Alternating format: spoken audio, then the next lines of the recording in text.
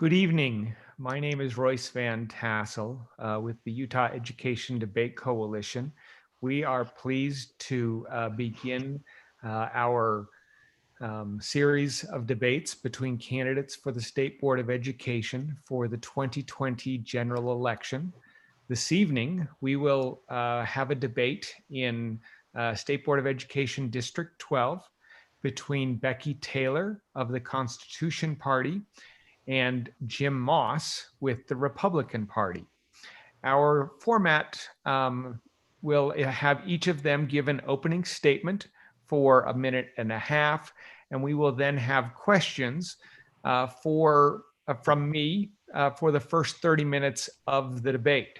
During the second half of the debate, our viewing audience on YouTube will be able to submit questions via the YouTube chat function, and we will then pose those questions to the candidates. So please submit questions that you would like to see the candidates respond to then. You're welcome to submit those questions now. We'll be collecting those and pose them later.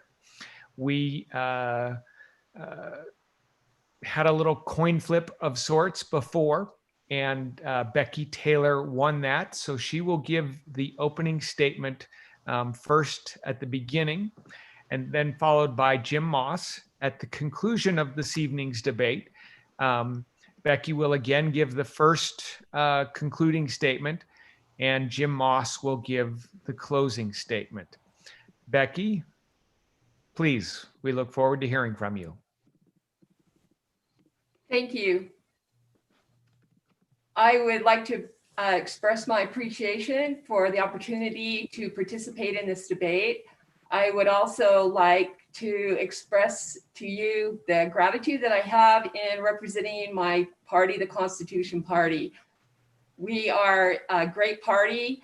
I would like to introduce myself and tell you a little bit about myself. I have 27 years of early childhood experience in education on both a private and a public level, and I've worked in every level, including university levels in that capacity. I am also a trained emergency responder, and because of my experience with emergency response with this pandemic upon us, I think that I can bring some great attributes to the state of Utah with both of those two domains involved. I am a mother of 4 children and a grandmother of 9 grandchildren, and I consider my family my greatest accomplishment in my life. I'm very pro public service, and I would love to serve as a member of the state school board. Thank you, Becky. Jim, we would love to hear your opening statement. Hi, and thank you also for having me and for sponsoring this debate. I'm grateful to the Debate Coalition. I'm Jim Moss. I'm a native of Orem, Utah, currently a father of 5, living in Midway. I'm a business attorney. I've practiced employment law for about 20 years. My wife's a former teacher. She did her student teaching down in South Central Los Angeles while I was practicing law down there. While I was there, I got involved in a tutoring program, tutoring at Pio Pico Elementary in Santa Ana. And that prompted me to take an academic interest that had combined with an interest in my own children's education to get involved in ed policy. So I went back to school and got a doctorate in education at USC, studied with some wonderful inner city school leaders, and then moved back here to Utah about 7-8 years ago. So I'll tell you why I'm running. I'm running partly to protect parents' rights to direct their children's education rather than following federal mandates or excessive state regulation. I've supported parental rights by serving the last few years on the state charter school board, which has been a great opportunity to provide new opportunities for parents and students who need to exercise their choice and find a school that fits their needs and interests. And by serving in the district on my local Wasatch High School Community Council, which I think is a great Utah innovation, allowing a lot of constructive engagement from parents and the ability to have some influence on where the funding goes at their local schools. I want to support teachers by paying them well and treating them as the professionals they are. Sometimes they're too bogged down in excessive testing and bureaucracy. A couple of years ago, I helped to create ULEAD, which is a new research center that's dedicated to bottom-up improvement in American schools rather than, Utah schools specifically, learning from what's best in Utah and American schools rather than top-down mandates. It's a system set up to study what's working best in Utah and learn from those great innovators. Most importantly, I'm committed to empowering every student to chart their own course in life. I'm father of 5. They're currently ages 20 down to 9. Every single one of them is different, as are your kids. And so I want to make sure each student's able to prepare for the workforce or higher education or our great technical colleges according to their own interests and abilities. And I've been serving on the Utah Valley Chamber of Commerce Ed Committee for the past couple of years, supporting collaboration between our wonderful innovative business community in Utah and our local schools. So I look forward to tonight and discussing some very important issues in education. Hope I can earn your vote. Thanks. Thank you. Becky, the first question will go to you. As you know, the State Board of Education distributes more than $4 billion per year to school districts and charter schools. What qualifies you to manage a budget of that size?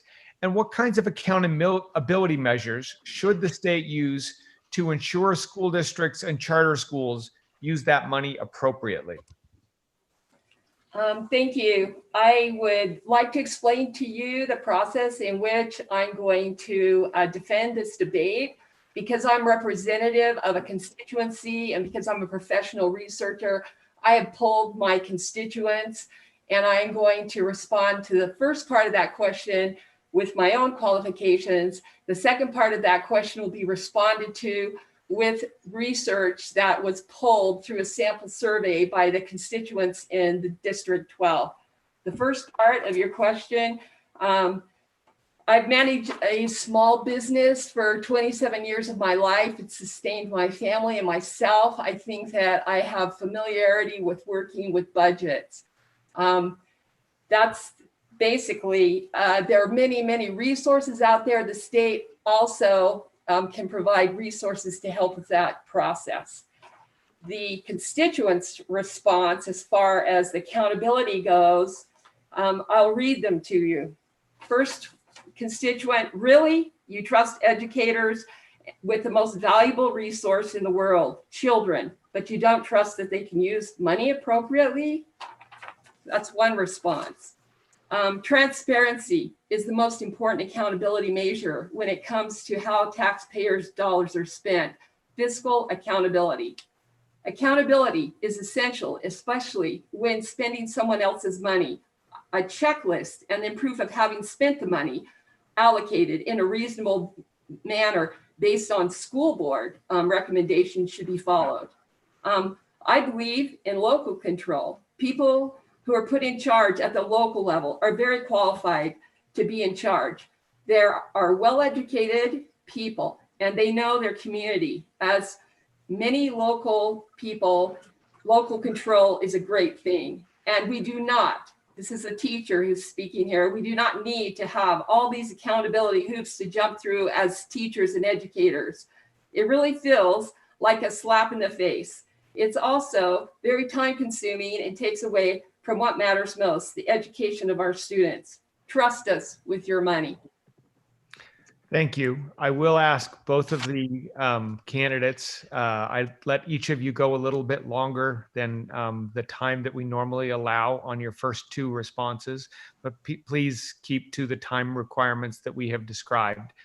Jim, if you would please respond to the same question as Becky. You bet.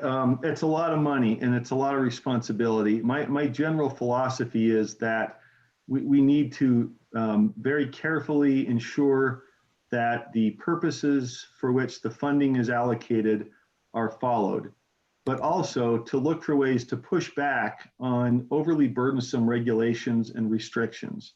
And so I think we want to be compliant, but look for ways to ensure operational flexibility. I've been involved in the last few years as a member of the State Charter School Board. It's a much smaller pool of money, but there are about 130 schools that we were charged to oversee. And so being on the oversight committee, we had to dig down on the appropriate expenditure of money, make sure it was compliant, take action where there were questions or concerns, but also found ways where we may have too many regulations. The legislative audit came out of about 350 reports that are currently required. So my experiences there, and also as a part owner of a law firm. We have about 50 attorneys and manage corporate litigation for clients from Fortune 100 down to small clients, and have a lot of detail and asking the right financial questions to make sure that people are spending the money the right way. That's probably a minute, and I apologize. There we go. Time. Sorry, I'm sorry, Morgan. I'm not looking in the right place for my warning. I'll be better. Thank you. Our next question, Jim, is going to be for you first. Over the years, the state board's relationship with the legislature has waxed and waned. How do you envision the legislature and the state board working together? And what will you do to foster that relationship? So that's a very important relationship. You know, the state board and the legislature both have different but overlapping constituencies. We should both represent the people who charge us with doing this incredibly important work. The legislature funds and sets certain policy levers. The State Board of Education has to administer and oversee a lot of programs, and there should be a very friendly relationship. When I joined the state charter school board, I helped set up a legislative committee to make sure that we were in discussion with the legislature, had some really great meetings, breakfasts, other things where we got together. Back in the good old pre-COVID days, we'd sit down and have breakfast a couple times and chat. And I found that, you know, most people in both the state board and the legislature want to do what's best for kids, but we have different visibility on issues and problems. We hear different things from different constituents. And as we sit down and talk on a regular basis, I think we can have a good, solid partnership and diminish maybe some of the rancor that sometimes has characterized that relationship in the past. Thank you. Becky, your thoughts? Could you please tell me what number that question was on your numbers of questions? I do. I'm happy to. That's number 9. Thank you.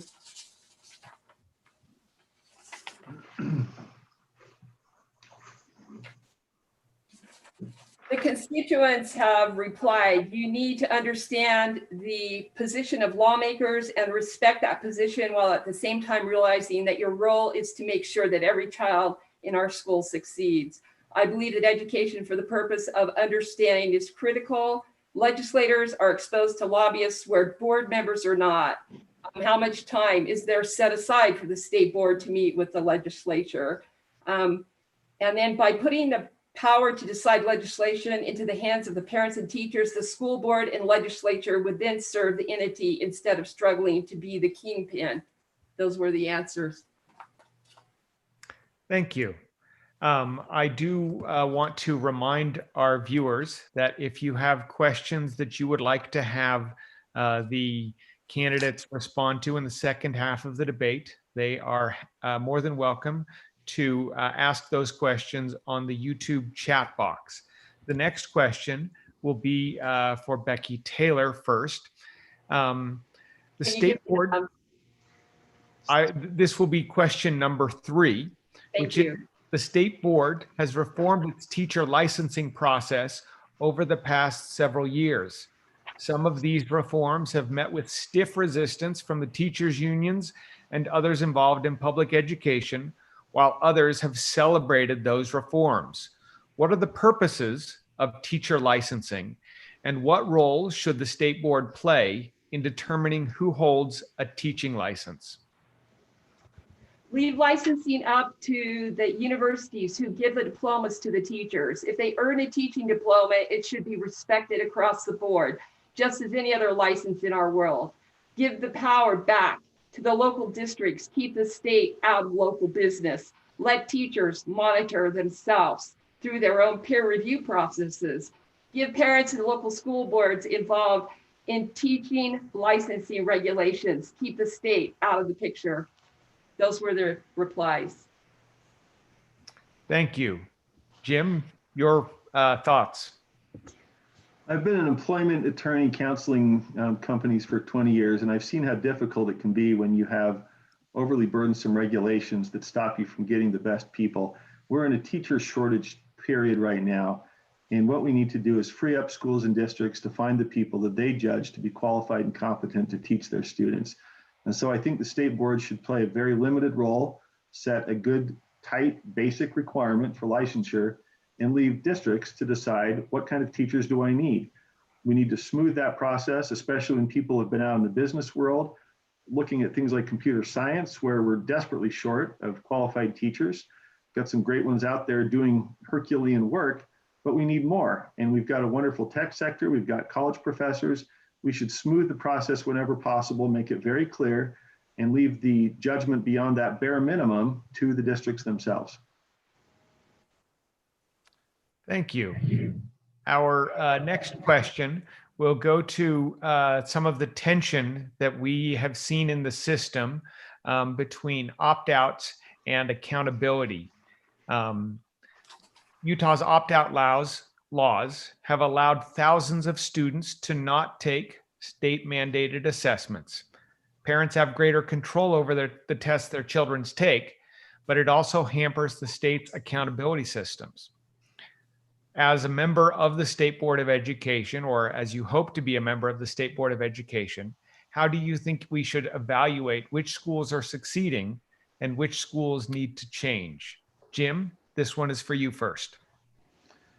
Well, I'm very familiar with a lot of parent concerns about our assessment. I think much of the problem comes from some of the federal imposition that goes back to No Child Left Behind and was maintained to too much of a degree in ESSA. And these federal mandates are something we don't need. I think the federal government is out of their lane when they dictate to a school with wonderful local education leaders like Utah what their assessments ought to be, and people are rightfully resistant to that. There's also been a lot of concern about data privacy, which is also, I think, a legitimate concern. And so I think if we can continue to find ways to push back, whether it's through waivers or seeking to partner in federal legislation that frees that up so that local leaders can do their job, it would diminish a lot of this concern that results in the opt-outs. I think parents do need to exercise control, and that requires some kind of a normed test that allows us to figure out whether our schools are doing their job and allows the state to exercise its role. But it needs to be lighter. We need to have some flexibility in the type of assessments that schools can administer to their kids. Becky, your thoughts? My thoughts is there should be no opting out. Everyone needs evaluations and assessments. However, the students who feel a precedence to opt out, because I'm medically trained, I've seen children have panic attacks. I've heard of some of the duress that these tests put children under, and they're not anything funny. And so the children who do opt out for whatever reason, they should have a individual such as a teacher who should perform some type of assessment with them on an individual level in accordance with their particular learning style. So that's what I say. What the constituents say is the state board needs to defer evaluations to local teachers and local school boards. Another person said, the academic success of our children and a statewide standard of excellence should be the #1 goal. In order for the state board to determine the success of an educational institution, statewide mandating testing or a sound alternative must occur. Thank you. Thank you. Our next question, Becky, will be for you first. Many people believe public education is inherently political because taxpayer dollars are involved. Others believe public education should be free of partisan rancor. How do you think we should be picking members of the State Board of Education? Should they be partisan? Should they be nonpartisan? Should it be appointed by the governor? All of those options have existed over the past several years. Can you tell me the number, please? I am happy to. That is question 6A.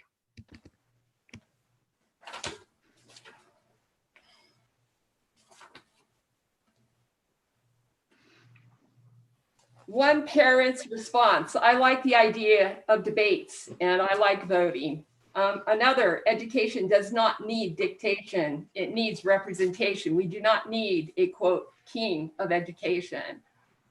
As I sat and I analyzed this, it's kind of an interesting because we are partisan. We do have a party that puts us in this position. However, once we're in that position, there needs to be an unbiased response. We need to leave the parties and their ideologies behind to a degree that we can look out after the best interests of the children in the state.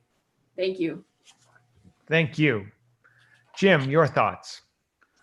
So on the first question, which was whether public education is inherently political or should be free of partisan rancor, I say yes to both. It is inherently political. It became political when it became public, and that can be a good thing if we know how to engage in the citizens exercising political control over the system without partisan rancor. And yeah, we may have seen an example of partisan rancor sometime in the last 24 hours. Some who have watching this may have survived 90 minutes of the debate last night, and some may not.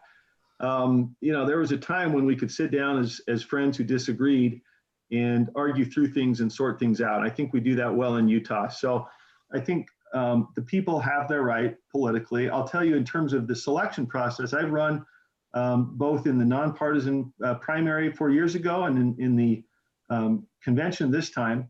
I found there were pros and cons to both, but I'll tell you, it was difficult to get around to 250,000 people in a nonpartisan primary. It was actually enjoyable to go through delegates who were very, had already studied the issues and had a good time talking to those delegates in convention. And the voters that I was able to meet last go around in the smaller group meetings were wonderful. But it's a tough call. I think what needs to be done is have the ability to be accountable, number one. So whatever accomplishes that, I favor. Thank you. Jim, our next question will go to you. This is number 11 on the list that we sent to members of the, to our candidates. And that is, what should the state board's role being in setting the standards that our schools teach to? I think it should be limited. I think we do need standards, and parents want standards. I think we sometimes can fall into a trap of being overly prescriptive and taking away some of the freedom and judgment that teachers would like to exercise. Some of the reason they get into education, as I talk to teachers, is that ability to be creative. And so I think we need as much parental input as possible. I think we need as much local flexibility and control as possible when it comes to standards. And the assessments, of course, are tied to the standards. And I think we need more flexibility in the type of assessments that we use to measure learning. Parents know what's working and what's not, and local teachers know what's working and what's not. And I think we should be constantly reassessing what we have, making sure it's locally driven and locally controlled. And again, allowing parents to make those choices, including, if we have different varieties of assessments, parents can choose those schools that they feel suit their children's needs. Thank you. Becky? This is my opinion. I'm going to read it just because it's kind of long, but one of the school board's primary responsibilities should be to answer to the students, teachers, parents, and the public should know about the standards of our education. Any legislation proposed should be with the sole purpose of enhancing the educational platforms. To oversee the success of each student should be the primary concern. Inviting the local school board to assess and restructure the learning environment on a regular basis. So I believe that the school board, the state school board, and the local school boards should come in together if they're having problems. If they're successful, we should go in and assess their success also. But we need to be working cooperatively with all of the shareholders. And we always need to keep in mind in the education that the student is the number one shareholder. Thank you. Thank you. The next question will be for you, Becky.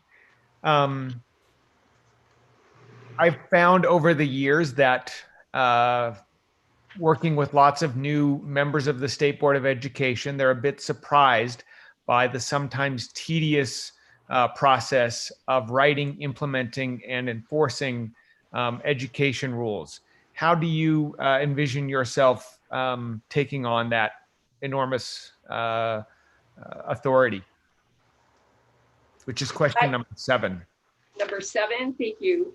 Personally, I feel like the less we structure rules, the better off. I tend to err on the part of creative thinking. And as soon as you bring structure into education, you will stifle the mannerisms of creative thinking.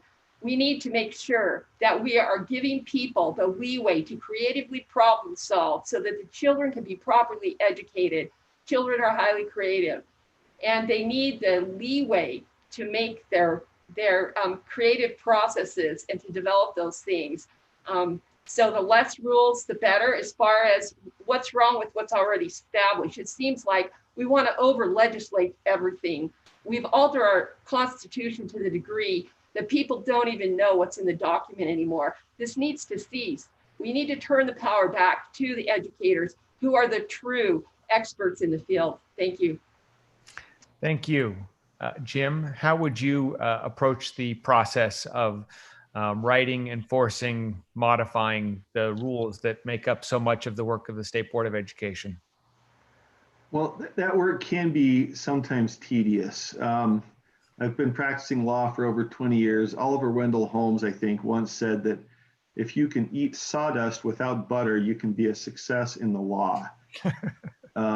It's somewhat similar to grinding through voluminous regulations and seeing how they apply, but that's what I've done.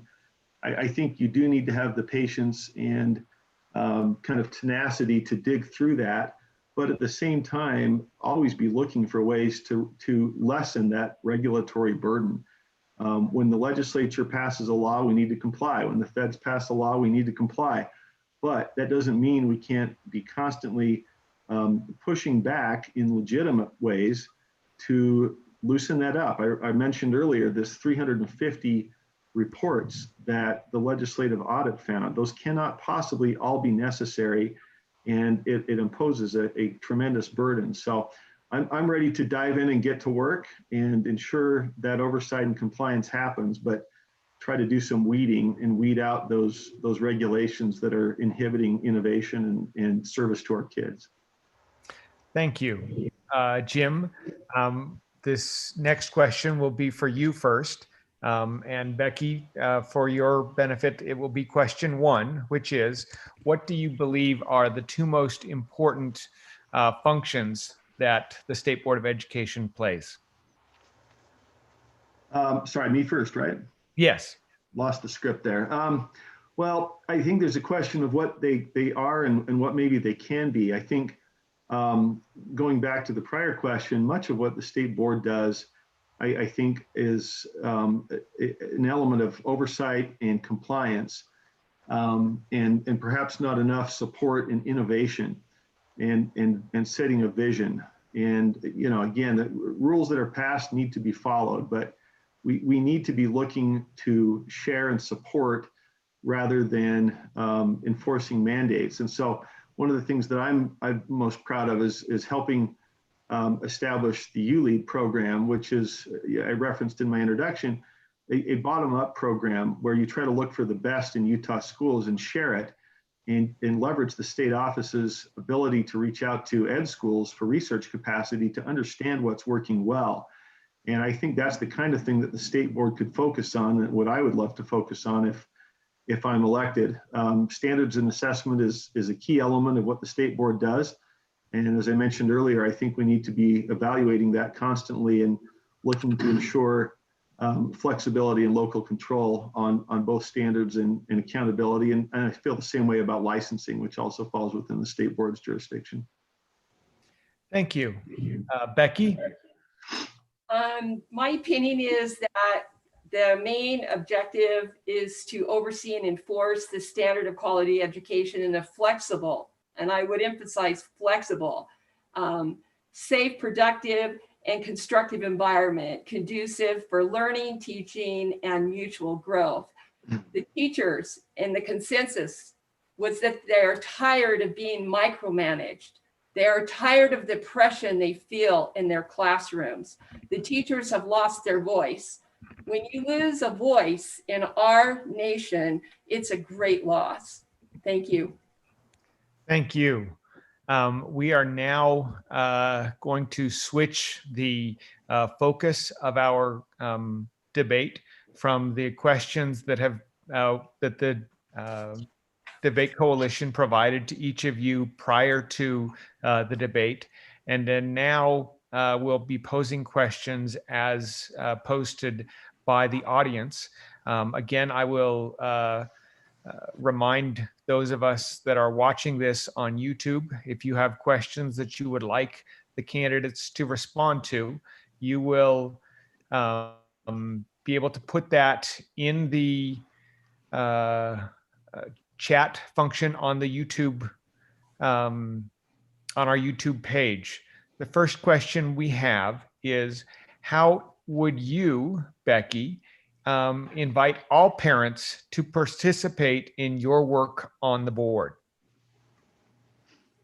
Well, I think I've shown a great example of how I would invite them by trying to contact local school districts, by trying to involve them just even in this debate. I've tried to send out sample surveys to them through the email system. I think communication is imperative in this matter. And I think going and visiting with the teachers, visiting with the professionals involved, also attending their local school board meetings. I think that's an excellent way. We need to communicate, and we need to use all forms of communication that are available for us.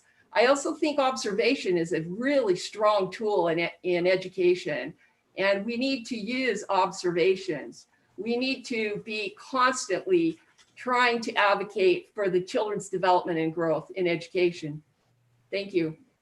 Thank you. Jim, how would you actively invite all parents to participate in your work on the State Board of Education if you win? I think that's one of the most fun parts of the job that we're aspiring to here. And serving on the State Charter School Board, I've had the opportunity to talk to a lot of parents about their aspirations for their children, why they're choosing a particular school. On my local district high school community council, it's been my opportunity to sit in, not only have a front row seat to discuss with the administration the things they're working on, but also to have that voice in allocating some of the money. And we've reached out, and one of the things that I did is form some subcommittees, task forces to go out and talk to parents. And we tried to reach out and bring that back. I think it's absolutely critical to have constructive methods of engagement. And by constructive, I mean other than Twitter, because we are, there's nothing wrong with social media, but sometimes we're arguing into the void. And so I think we need paths where parents can exercise direct input and control. I think community councils are a wonderful thing that ought to be expanded. And so I'd like to be out there doing town halls. During our convention process, had a chance to talk to a lot of delegates who were parents. And we were all on lockdown at the time, but it didn't stop them from talking. Some of them, I called out in Vernal, they were doing something called cruising for COVID, where they would go out socially distanced in their cars just to get out and drive around and look at one another. But they took my call because they were so concerned about education that they wanted to talk to me about school board issues. And so I know there's a hunger out there to be heard and to have a meaningful role in shaping it. And I would look at the boards and commissions to make sure parents are well represented on the things the state board handles, including our standards and assessment and licensing. Thank you. Our next question from the audience is this. If you could unilaterally change one thing in Utah education on your first day as a member of the State Board of Education, what would that one thing be and why? Jim, you're first. I would look carefully but vigorously at ways to devolve authority to districts and to schools. Again, both of my recent positions of involvement on my district high school community council and the state charter board confirmed for me the wisdom of teachers and principals and local parents in finding what's best for their kids. And so I would enhance the ability of local leaders and parents to make decisions, but I would also, at the same time, ensure that we improve our capacity to learn from each other.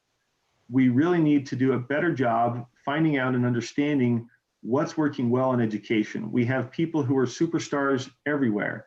We have some who are struggling. And so I think the state board can play a role in setting a good, strong, clear vision, but rather than dictating how to get there, helping to learn from the best that are already out there and share it.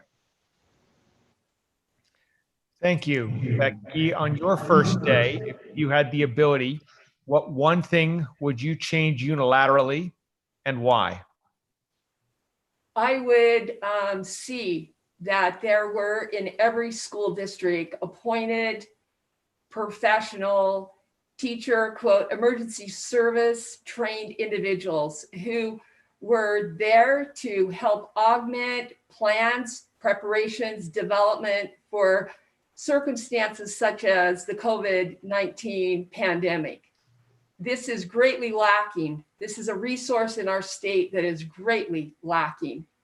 We need to have professionals that are ready to come in emergency education, that will come in and that will advocate on a local level for the students who are, quote, being in a transitory educational situation. We need to have resources available for those teachers and those students and those parents. We don't need to have this the sort of chaos that has taken place. The children have been adversely affected by this pandemic, and education was ill prepared for what they've had to maneuver through. Thank you.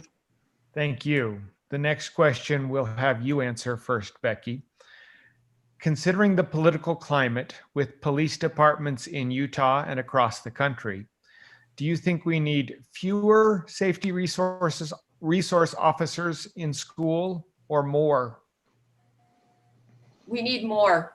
Law enforcement are an authority in our state that have to be respected. We have law enforcement many times are trained, they're multi-trained in various disciplines.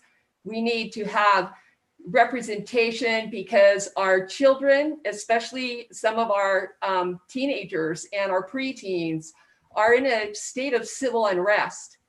And so we don't need less, we need more, and we need them to have training, and they need cross-training in child development, and they also need to know, developmental tasks, those type of things that help them understand the behavior of the demographics of students that they're working with. I highly recommend that we bring in also therapy animals that law enforcement can use. I've seen them used in Davis County before, very effective for mentoring and for de-escalating circumstances. I'm not talking drug dogs, I'm talking therapy animals. Thank you. Thank you. Jim, your thoughts? I think this is another area that varies from location to location, where those on the ground, the principal, folks like the PTA, community council, know what their kids need, what are the challenges they're facing. Those challenges vary from urban to rural to suburban schools. And so I wouldn't say a one size fits all, but I don't think it's wise to pull back. I think these resource officers are a wonderful connection and a protection to kids. And when you pull them out, you leave at risk some of our most vulnerable students. I know the officer at Wasatch High School, where my kids go, is somebody that people like, friendly, a good, reassuring presence. Especially we're currently in a crisis of some unrest. We recently had a crisis of school shootings, and so some of this was a response by local schools that believed they needed that protection, and that their mere presence there was calming and a deterrent effect on those that might do harm to our kids. So I think it's best done at the local level, but I would be very reluctant to pull that back. Thank you. Excuse me, I would like to also add one thing. Is that possible? Please do.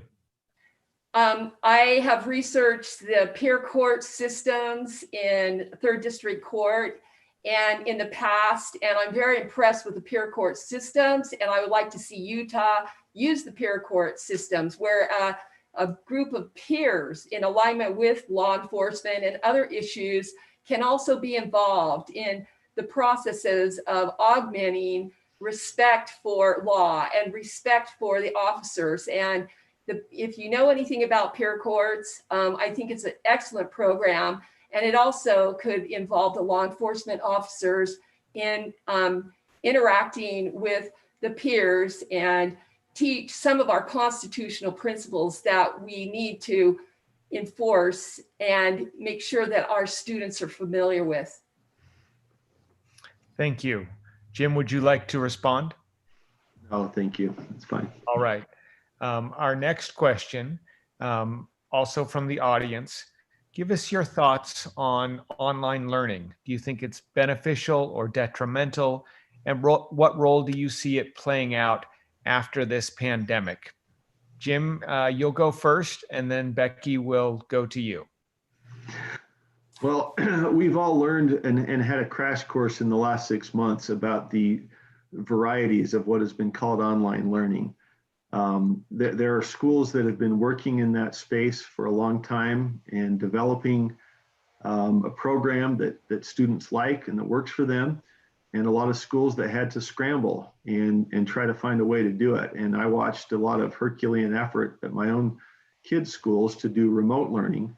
And so, we have some charter schools, for example, Mountain Heights, that's a school I've become familiar with that does some great online learning. We've got folks who are being attractive to parents in a time when there's a lot of uncertainty about in-person learning.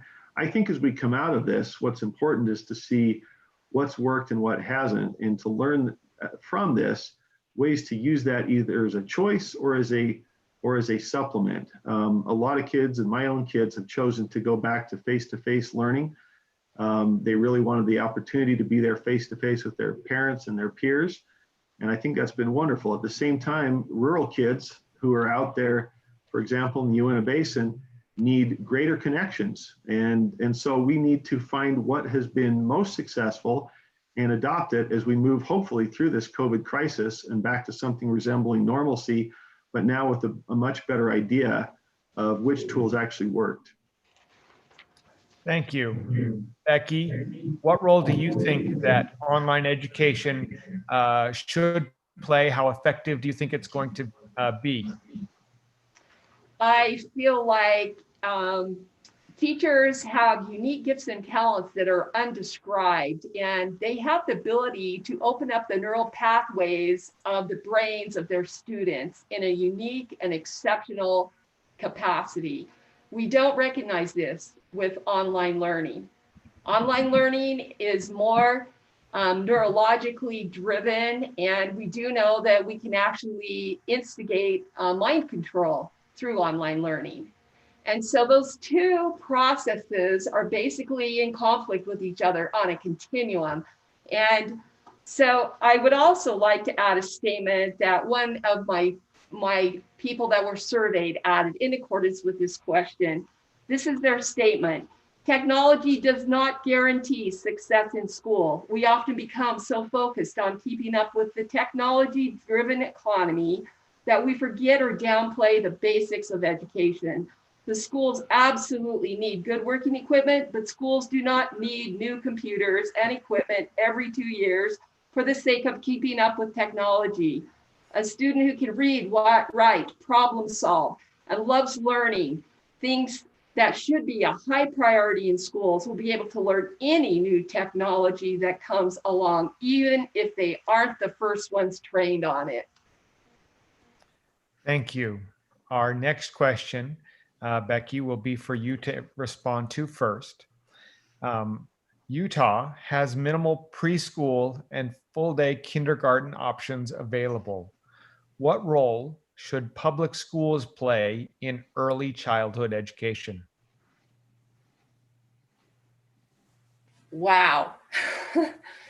I can tell you that myself and a very influential mentor in the state of Utah, after dedicating our entire careers to early childhood education, walked away.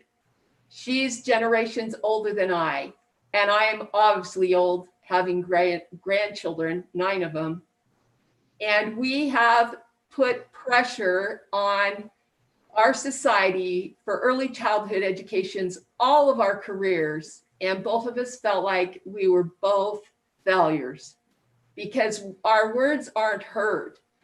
We know that 80% of a child's intellect is developed by the time they're 8 years old, and yet our society still ignores. They ignore and they ignore. It's maddening. I'm very pro early childhood education in any capacity. It's absolutely imperative that we look at these things. We keep hearing, look at the science, look at the science. Well, we have science in education, and the science says it increases the capability of every child if they have early childhood development education in their backpack of tools. Thank you. Jim? There is a lot of science that I think we need to learn from, and I've been impressed with people who are working on early childhood literacy, and in our school district, there have been some great strides made here in Wasatch looking at ways to apply the science, and including folks from up at Utah State and local experts in looking at how to get in there and really supercharge those early years. I don't believe, though, that prior to that it should be compulsory. I think so much of what we do ends up being kind of a restriction at too young of an age. And so, among my own family growing up, I was the oldest of 7. I think, some of us went to preschool, some didn't. More important for us was that we grew up in a family that read and learned to love learning, and then we got into good schools. And I think that's what we need to support. One of the things that we've talked about at Wasatch is helping make home visits to parents that might not be as engaged in the education of their young children, and finding out what their goals are, and helping them understand that they have books available and they have literacy enhancements, and there are ways, I think, to support learning in the home while also using the best science to support kids once they do get into our public system. I think I'm over time, sorry. Thank you. We appreciate that. And we appreciate all of the members of the public who have participated, as well as both of our candidates